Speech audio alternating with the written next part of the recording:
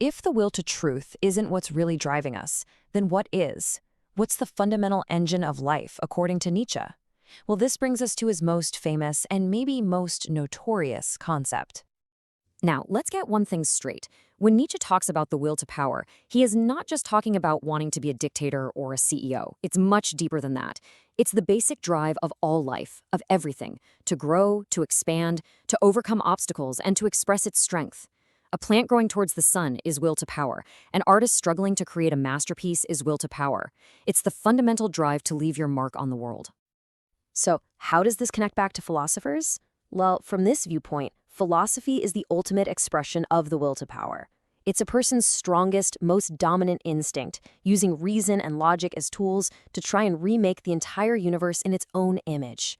The Stoics didn't just discover that Nietzsche was rational. They willed it to be so, imposing their own desire for order onto the chaos. And this is a huge blow to a lot of traditional thinking, even our basic survival instinct. Nietzsche says, nope, that's not the main driver. That's just a byproduct. The real drive is for expansion and growth. Life will gladly risk survival for a chance at more power, more expression. Okay, so we've torn down the objectivity of philosophers. We've said untruth can be necessary for life, and we've put the will to power at the center of everything. This brings us, finally, to the title of the book itself.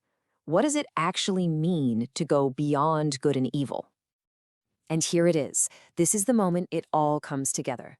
The second you can genuinely accept that what we call truth is often just a useful fiction, and that our morals don't come from some divine source, but from this very human will to power. At that moment, you stepped outside the entire game. You're no longer playing by the old rules of good and evil. And it is so, so important to get this right. Nietzsche is not telling you to go out and be a bad person. It's not about becoming immoral. It's about becoming a creator,